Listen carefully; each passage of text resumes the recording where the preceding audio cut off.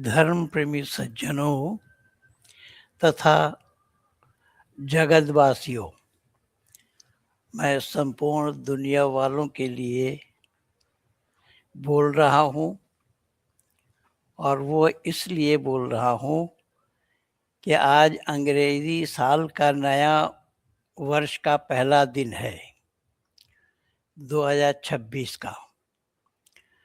तो ये अंग्रेजी साल का पहला दिन है 2026 के 1 जनवरी का दिन है।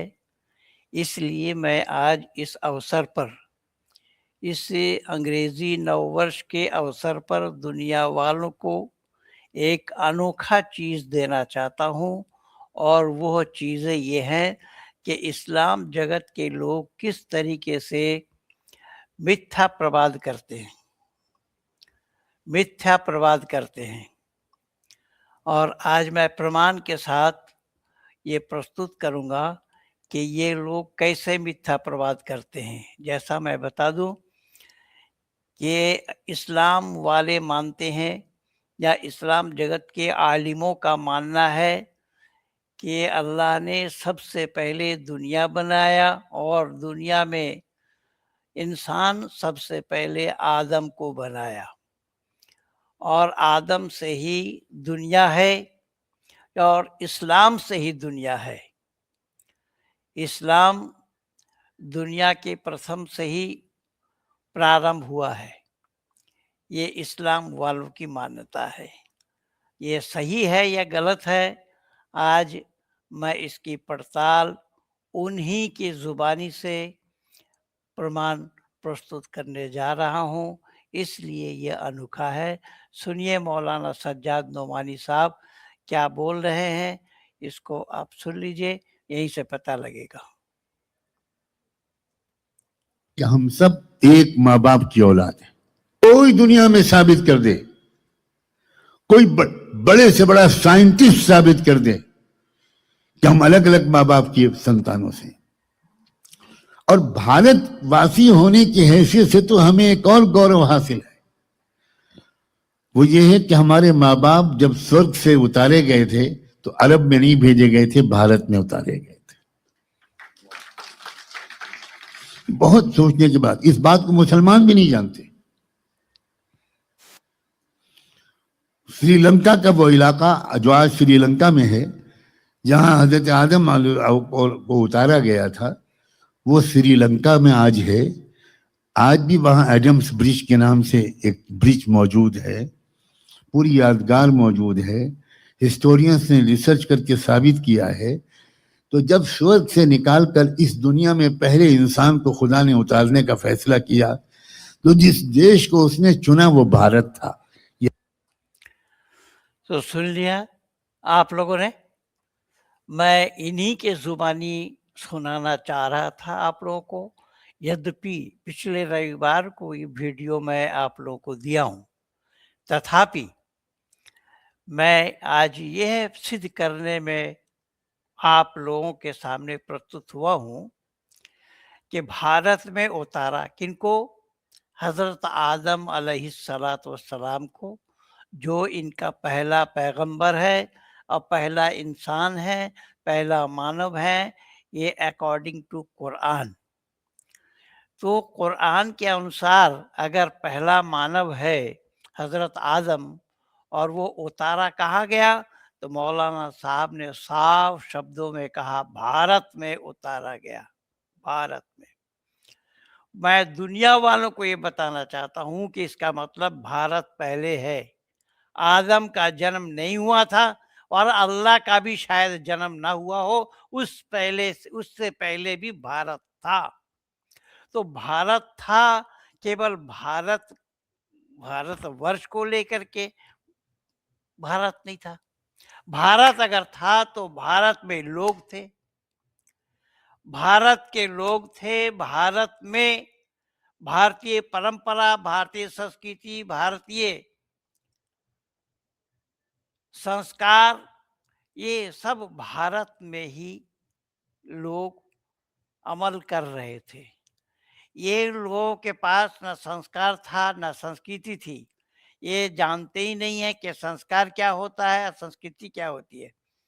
तो भारत पहले था, इन्होंने स्वीकार किया।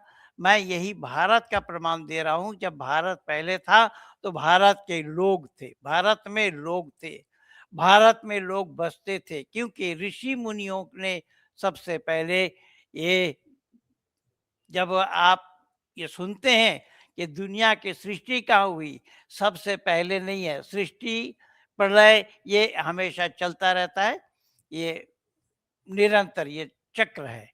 तो आज सृष्टि उत्पत्ति विषय से भी मैं आप लोगों को सुनाऊंगा कि सृष्टि उत्पत्ति विषय पर मैं पहले ही वीडियो बना करके दिया हूँ, उसका कुछ क्लिप मैं आप लोगों को सुनाऊंगा।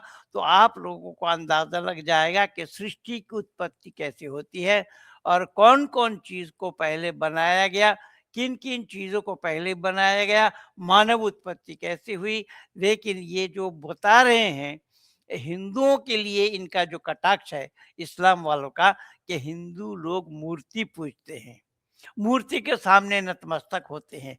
आज मैं कुरान से ही आप लोगों को ये हवाला दूंगा कि मूर्ति के सामने नतमस्तक होने के लिए अल्लाह ने ही सबसे पहले बताया। अल्लाह ने ही अपने आदम के सामने सिजदा करने के लिए बोला फरिश्तों को। आइए मैं कुरान से ही दिखाता हूँ कि सीधा करने का हुक्म कहाँ कहाँ अल्लाह ने दिया है।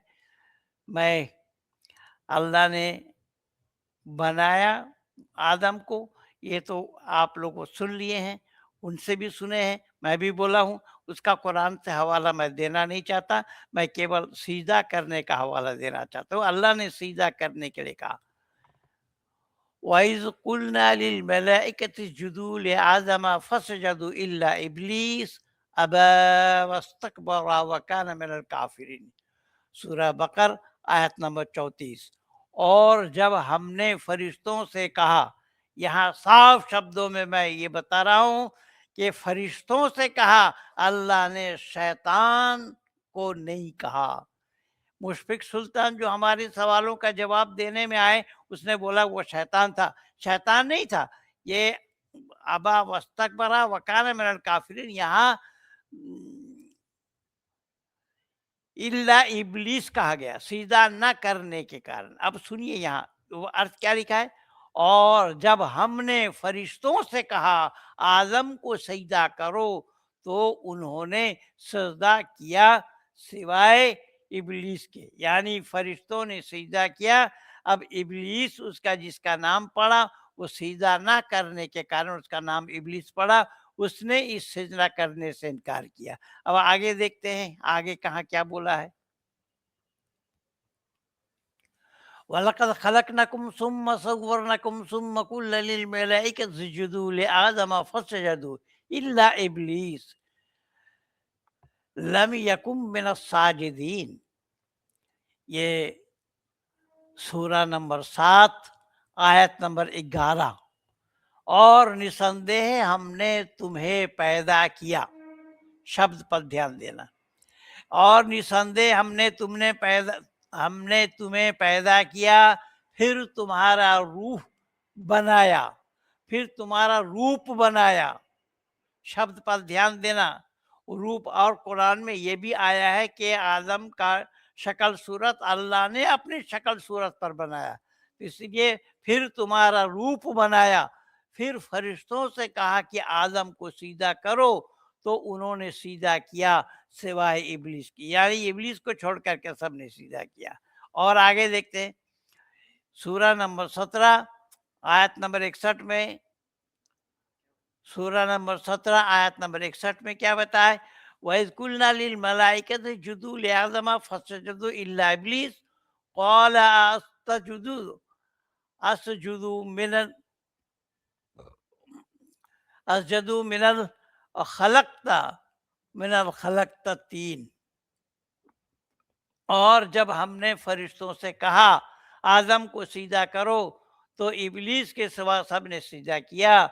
उसने कहा कि क्या मैं इसे सजदा करूं जिसे तुमने मिट्टी से पैदा किया, यानी मिट्टी से पैदा करने के कारण आदम ने उस आदम को सीधा करने से मना किया इब्लीस ने। आगे और देखते हैं। ये सूरा 20 आयत नंबर 116 में बताया, वइज़ कुल्ना लिल मलाइकति इसजुदू लिआदम फसजदू इल्ला इब्लीस अबा। तथा जब हमने फरिश्तों से कहा आदम को सीधा करो तो उन्होंने सीधा किया सिवाय इब्लीस के, उसने इनकार किया। अब ये मैं थोड़ा प्रमाण आप लोगों को दिखाया कि सीधा करने की। अब मूर्ति के सामने सीधा करने से ये लोग कहते हैं कि काफिर है। तो मूर्ति के सामने सीधा करने से, जबकि मूर्ति के सामने कोई सीधा करता नहीं है, फिर भी मूर्ति पूजकों को इन्होंने काफिर कहा। तो ये पूजा किसने सिखाया? अल्लाह ने सबसे पहले दुनिया बनाने के साथ साथ आदम को सीधा करने के लिए फरिश्तों को हुक्म दिया, दूतों को हुक्म दिया सीधा करो। तो फिर ये मूर्ति पूजा सिखाया अल्लाह का ही है। यानी मूर्ति आदम का पुतला बनाया, आदम का पुतला बना करके उस पुतले के सामने सीधा करने का हुक्म अल्लाह का है। तो फिर मूर्ति के सामने सीधा का हुक्म जब अल्लाह का है तो दूसरा कोई करता है, उन्हें मना क्यों करते हैं? तो ये कहते हैं वो ताज़ीम की सीधा थी। क्या थी? ताज़ीम की, मर्यादा की सीधा। क्या मर्यादा की सीधा? तो जो लोग मूर्ति के सामने सीधा करेंगे वो मूर्ति की मर्यादा नहीं है, उसको मर्यादा का विरुद्ध क्यों मानते? वो ताज़ीम क्यों नहीं समझते आप? तो कहने का मकसद और उद्देश्य मेरा ये है, इस तरीके से कुरान से ही मैं ये हवाला दे रहा हूँ, प्रमाण दे रहा हूँ। और ये जो आदम को धरती पर आया, कहाँ आया? भारत में आया। तो मैं भारत की संस्कृति क्या है, सृष्टि उत्पत्ति, वो मैं आप लोगों को अभी दे रहा हूँ। तो ये मैं आप लोगों को दिखा दिया कि ये लोग जो बोलते हैं ये सरासर गलत बोलते हैं, गलत बयानी करते हैं। क्या आदम से दुनिया बनी या आदम सबसे पहले था? आदम से ही, इस्लाम से ही सबसे पहले दुनिया का आगाज हुआ। ये बात सत्य नहीं है, कुरान के अनुसार भी सत्य नहीं है। क्योंकि आदम को अगर भारत में गिराया, भारत में डाला और वो भी श्रीलंका बताया, वहाँ आदम ब्रिज बना हुआ है, ये भी कहा उन्होंने। आदम ब्रिज बना हुआ है। तो ये अगर श्रीलंका में है तो ये भारत, तब पहले तो भारत था, तो भारत में ही है। इन्होंने फिर कहा कि वो सौभाग्य हमारा कि भारत में हजरत आदम अलैहिस्सलाम आए। तो भारत में आए तो भारत पहले था, जमीन पहले थी। अगर जमीन थी केवल तो भारत नाम नहीं पड़ता। जमीन थी, वो जमीन भारत कहलाई।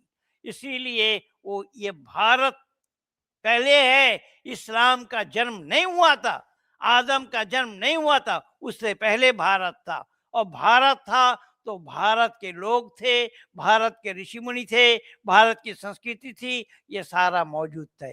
इसलिए मैं आज आप लोगों को ये दिखा रहा हूँ प्रमाण, सृष्टि उत्पत्ति क्या क्या है। सृष्टि उत्पत्ति विषय पर मैं पहले वीडियो बना रखा था, उसको आप सुनिए तो सृष्टि उत्पत्ति के बारे में आप लोग जान जाएंगे कि सृष्टि बनती कैसे।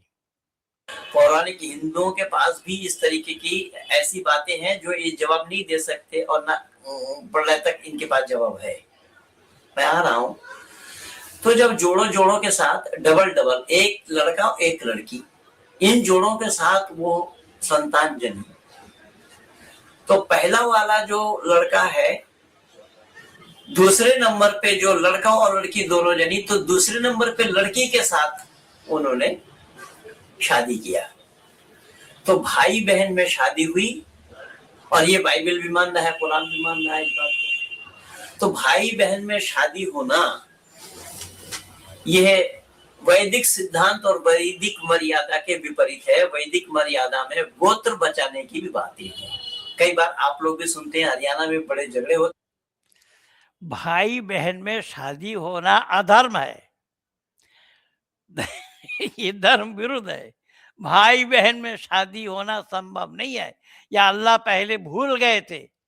इसलिए वहाँ आदम के जो संतानें हुई हैं उनमें भाई बहन में शादी हुई। अल्लाह बाद में आकर के बताया कि हुर्रिमत अलैकुम उम्महातुकुम व बनातुकुम व खलातुकुम व बनातुल आख व बनातुल उख्त। ये बाद में बताया गया कि बहनों से शादी नहीं करना चाहिए, माँ से शादी नहीं करना चाहिए, और फूफी से शादी नहीं करना चाहिए, मौसी से, खाला से शादी नहीं करना चाहिए। ये बाद में अल्लाह को याद आया, पहले आदम के काल में अल्लाह को याद नहीं था। अल्लाह ने भाई बहन में शादी कराई, और भाई बहन में शादी होना ही अधर्म है। फिर ये इस्लाम धर्म का है? सुनिए आगे क्या बोला है। इस बातों को लेकर के हमारे पश्चिमी उत्तर प्रदेश में भी इन बातों को लेकर के, पश्चिमी उत्तर प्रदेश में मैं बंगाल वालों को और जानकारी दे रहा हूँ कि अपने गांव का ही कोई लड़का अपने गांव के किसी लड़की से मोहब्बत नहीं कर सकता। बंगाल में रहा, मैं तो नहीं जानता था ये ऐसी बात है। जब मैं चला तो तब मुझे पता लगा और सच्चाई का इस तरीके। अब यहाँ भाई बहन में शादी होना, आप बताइए कि इस्लाम और ईसाइयत को छोड़ करके दुनिया में मानव समाज, मानव कहलाने वाले कौन ऐसी समाज है जो भाई बहन में शादी कराएंगे? तो भाई बहन में शादी होना ये कैसे संभव हुआ?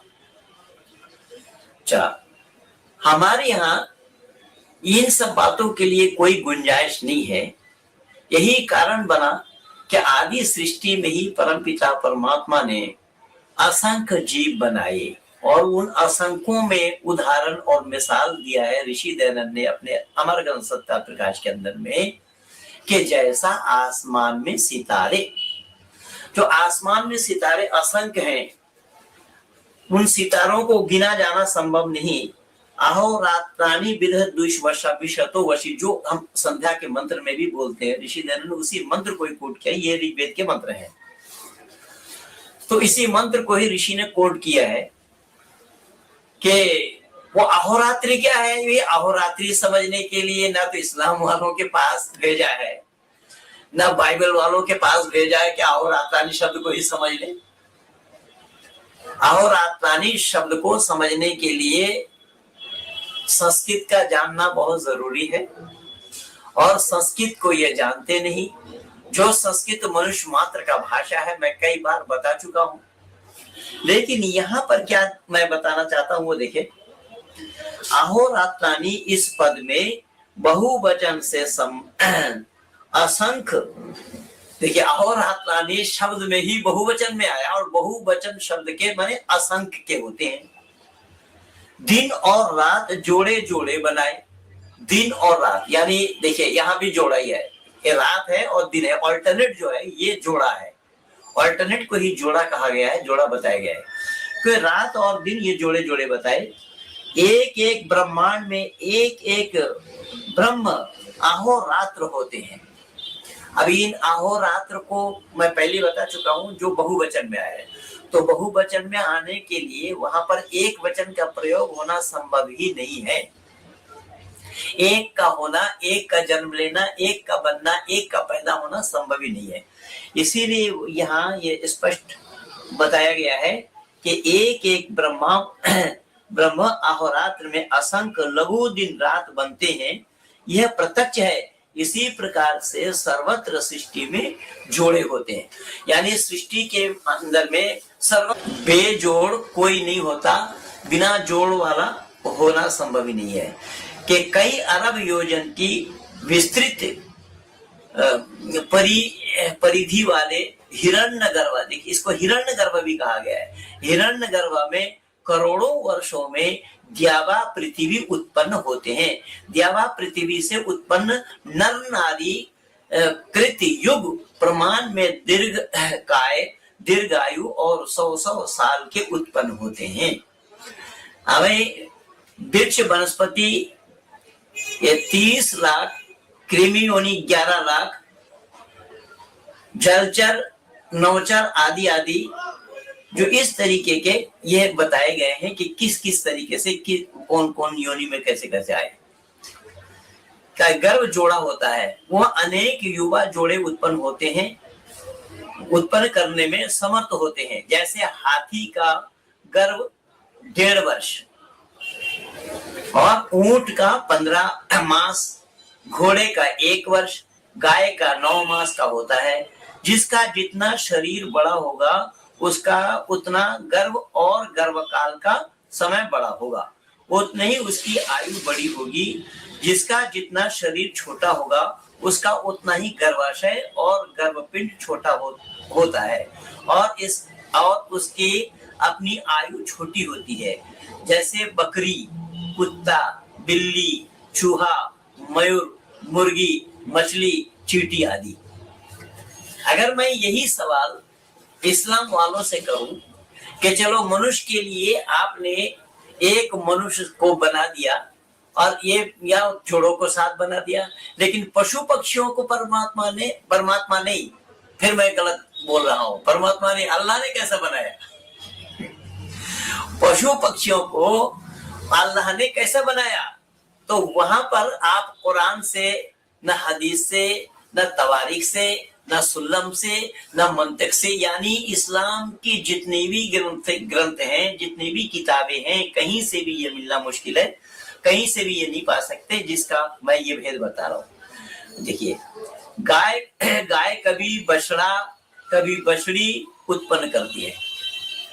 कि गाय के लिए भी कभी एक नर एक मादा, और कुत्ती 4 बच्चे देती हैं, उसमें नर और मादा होते हैं। इसी प्रकार बिल्ली, चूहा आदि के भी बच्चे होते हैं। कबूतरी 2 अंडे देती है, एक नर और एक मादा। मुर्गी अनेक अंडा देती है, जिसमें से अनेक नर अनेक मादा। ये प्रत्यक्ष सृष्टि का परोक्ष सृष्टि का प्रमाण है। यानी प्रत्यक्ष और परोक्ष दोनों सृष्टि के लिए, इन सब बातों के लिए ये बताया है। जैसा प्रकृति, पृथ्वी तो सूर्य, भूमि माता, सूर्य पिता। अब भूमि को माता क्यों कहा गया? कि भूमि से हम उत्पन्न हुए हैं, तो भूमि से उत्पन्न होने के कारण भूमि को माता कहा गया है। और सूर्य के किरण अगर ना पड़े तो उत्पन्न होना संभव नहीं है। तो सृष्टि में कुछ सृष्टि ऐसी हैं जो मैथुनी है और कुछ अमैथुनी है। और सृष्टि कुछ अंडे से पैदा होते हैं, कुछ पिंड से पैदा होते हैं गर्भ से, और कुछ स्वेट से यानी पसीने से भी पैदा हो जाते हैं। इन चीजों को ये लोग नहीं जानते हैं। तो भूमि को माता इसलिए कहा गया है कि माँ के गर्भ से ही संतान की उत्पत्ति होती है। तो भूमि इसीलिए माँ है, और सूर्य को पिता इसलिए कहा गया है कि सूर्य की किरणें अगर ना पड़े तो भूमि अकेली जन्म नहीं दे सकती है। इसीलिए यहाँ ये जोड़ा बताया गया है कि जैसा नारी और नर, ब्रह्मरात्रि ब्रह्म दिवस, रात और दिन, शरीर आत्मा, गाय बैल, घोड़ा घोड़ी इत्यादि इत्यादि है। हाथी हथनी, मोरनी मोर, कछुआ कछवी, सर्पणी सर्प, पिपली वृक्ष पीपल वृक्ष, बटी और बट। कि प्रकृति परम पुरुष का सूक्ष्मतम ये जोड़ा है।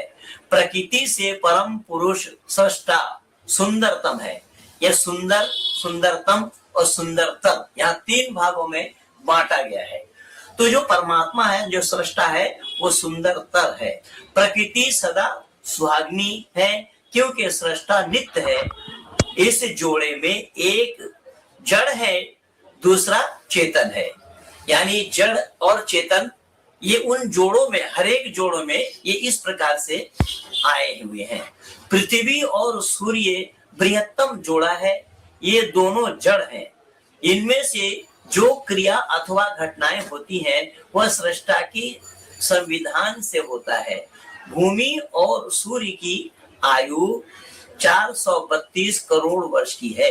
पृथ्वी से सूर्य बड़ा है और सुंदरतर है। देखिए, वही सुंदर, सुंदरतर, सुंदरतम जो बताया, तो यहाँ पृथ्वी से सूर्य के लिए बताया जा रहा है कि पृथ्वी सूर्य से बड़ा है और सुंदरतर है। लोक में नर नारी का जोड़ा होता है। इनकी लगभग 100 वर्ष की आयु होते हैं। इन दोनों के शरीर चेतन है। नारी से नर सुंदर, बड़ा, बलवान, रक्षक और पोषक होता है। ब्रह्म दिवस और ब्रह्म रात्रि का भी ये जोड़ा है। कालबाजी महत्तम है। इन ब्रह्म दिवस और ब्रह्म रात्रि का काल 864 करोड़ वर्ष का होता है। इसी का लघुतम जोड़ा दिन रात 24 घंटे के होते हैं। यह प्रत्यक्ष है कि रात्रि सुंदरतर है और दिन रात्रि सुंदर है और दिन सुंदरतर। और ऊपर मैं लिख आया हूं या बता आया हूं कि वो सृष्टा है, वो सुंदरतम है। कि पशु मानव आदि में सर्वत्र सुंदरतर और सुंदरतम जोड़े होते हैं। शरीर सुंदर है किंतु शरीर से सुंदरतम आत्मा है। आत्मा से अस्तित्व में ही शरीर का सौंदर्य है। अतः सृष्टि के सर्वत्र जोड़ों में अथवा द्वंद्वात्मक तत्वों में जो सुंदरता है वह चेतनतम सुंदरतम श्रेष्ठतम के अस्तित्व के कारण ही है। देखिए, इसके मूल कारण, इसके जड़ में एक सब परमपिता परमात्मा ही है, क्योंकि परमात्मा के द्वारा, परमात्मा के ये निमित्त है, परमात्मा के निर्मित है, इसीलिए इनके सब का कारण परमात्मा बताया। सुंदर आत्मा से परमात्मा अधिक सूक्ष्मतम चेतनतम सुंदरतम आत्मा स्वरूप से एक चेतन तत्व है। नर नारी की आत्मा में कोई अंतर नहीं है। कुछ लोगों का ख्याल है कि नर नारी में के अंतर है। नर नारियों में सिर्फ स्त्रीलिंग और पुल्लिंग का भेद है। गर्भाशय महिलाओं में है, पुरुषों में गर्भाशय नहीं है। शरीर के गठन में कुछ थोड़ा अंतर है। सृष्टि के जोड़ों में बनती है। हमने पूर्व 4 प्रकार के जोड़ों की चर्चा की है। परम पुरुष, प्रकृति, देव और पृथ्वी, नर और नारी, आत्मा और शरीर। इन जोड़ों में परम पुरुष, सूर्य और नर, इन तीनों में उत्पादक, जनक गुण में समानता है। पहले पुरुष जानता है, इसलिए उसको जनक कहते हैं। पहले पुरुष जानते इसलिए उसको जनक कहते हैं। बाद में स्त्री गर्भवती प्रसूता होकर जननी कहलाती है। अब जननी यहाँ किसको कहा गया? देखिए, जनने वाली को, जो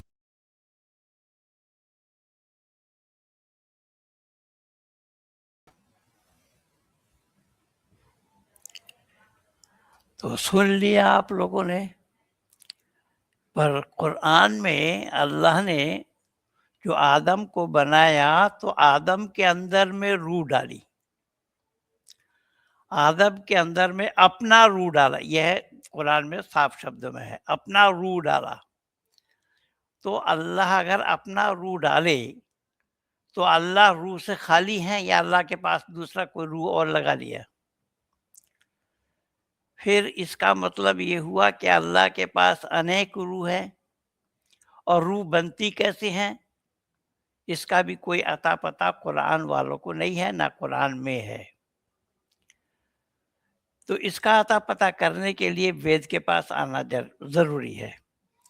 तो आप लोगों ने ये देखा और सुना, पर मरियम गर्भवती हो जाती है। वल्लती अहसनत फरजहा फनफखना फीहा मिन रूहिना वजअलनाहा वब्नहा आयतन लिल आलमीन, फूंक मार करके। तो बिना स्त्री और बिना पुरुष के संतान का बनना संभव नहीं है, लेकिन बिना पुरुष का स्त्री के द्वारा संतान बनाया जाना यह कुरान और बाइबल में संभव हुआ, पुराण में भी संभव है। पुराण वालों ने भी करण को माना है कुंती से। तो कहने का तात्पर्य मेरा ये है, इस तरीके से ये सृष्टि नियम विरुद्ध बातें हैं। सृष्टि नियम विरुद्ध बातों का होना कदापि संभव नहीं है धार्मिक ग्रंथ में, लेकिन कुरान में सृष्टि नियम विरुद्ध बातें हैं। आदम को अल्लाह ने रूह तो डाल दिया और आदम के बायां पसली के हड्डी से आदम के जोड़े को बनाया, जोड़ी को यानी हवा को, और उस पर रूह नहीं डाली। उस पर रूह डालने की बात कहीं भी नहीं बताया गया है, ना कुरान ना बाइबल। तो इस तरीके से बेतुकी बातें, अनसाइंटिफिक बातें, सृष्टि नियम विरुद्ध बातें और मानवता विरुद्ध बातें, ये सब कुरान और बाइबल में भरा पड़ा है। तो मैं थोड़ा सा नमूना आप लोगों को सुनाने के लिए आज जनवरी का पहला दिन है, इसलिए इस नव वर्ष के पहला दिन में आप लोगों को ऐसी बातें मैं सुनाऊँ जिससे आप लोगों को भी यथार्थ का पता लगे, सच्चाई का पता लगे कि आदम पहले है और आदम अगर भारत में आया तो भारत पहले है, तो भारत के लोग हैं, भारत के ऋषि मुनि हैं, भारत की संस्कृति है, भारत की परंपरा है, ये सब बातें आ जाएँगी। और भारत जब से है तब से ही धर्म है, और जब से परमात्मा है उस समय से ही धर्म है। जब से धर्म है तो धर्म मानव मात्र के लिए है, और तब से ही वेद है, और तब से ही राष्ट्र है। ये राष्ट्र, वेद और धर्म और परमात्मा, ये सब एक साथ जुड़ा हुआ है परस्पर। तो इसीलिए मैं इसको बड़ा न करता हुआ यहीं तक ही विराम दे रहा हूँ। आज एक अनोखी चीज़ आप लोगों को दिया कि जो 1 जनवरी का दिन है, और इस्लाम का मिथ्याचार जो इस्लाम वाले बताते हैं कि हम ही पहले आए दुनिया में, आदम आया पहले दुनिया में, इस्लाम आदम से ही ये सृष्टि की उत्पत्ति हुई, सृष्टि बनी, ये कोरा झूठ है। मैं इसका सारा प्रमाण इकट्ठा करके दिया हूँ। तो इन्हीं शब्दों के साथ मैं अपनी वाणी को विराम देता हूँ 1 जनवरी के दिन में। पर आप लोगों को मैं कहने के लिए भी मुझे लज्जा आती है कि आप लोग वीडियो को ना तो शेयर करते हैं, ना लाइक करते हैं, ना सब्सक्राइब करते हैं। अब कहाँ तक बोलूँ मैं, कैसे बोलूँ? मैं बार-बार बोलना नहीं चाहता, लेकिन और सब वीडियो वालों बनाने वालों को मैं देखता हूँ, जो लोग वीडियो बनाते हैं वो सब लोग कहते हैं कि हमारे इस वीडियो को लाइक करना, शेयर करना, सब्सक्राइब करना, आइकन बेल दबाना। पर मैं बोलता था पहले, अब बोलना छोड़ दिया, क्योंकि मैं बोल करके ही थक लिया कि आप लोगों के पास कान नाम की कोई चीज़ नहीं है। गेड़ा से भी चमड़ा मोटा है आप लोगों का, इसलिए कान में बात पहुँचती नहीं है, सुनते ही नहीं आप लोग। चलिए मत सुनिए, मैं अपना काम कर रहा हूँ। मैं सत्य सनातन वैदिक धर्मी हूँ, इसीलिए सत्य सनातन वैदिक धर्म का प्रचार करना, ऋषिवर देव दयानंद का डंका बजाना, ऋषिवर देव दयानंद के नाम के, उनकी मान्यताओं को, उनकी सिद्धांतों को, उनके मंतव्यों को उजागर करना, ये मेरा जीवन का लक्ष्य है। इसीलिए मैं उसे अंजाम दे रहा हूँ। इन्हीं शब्दों के साथ अपनी वाणी को विराम। भारत माता की जय।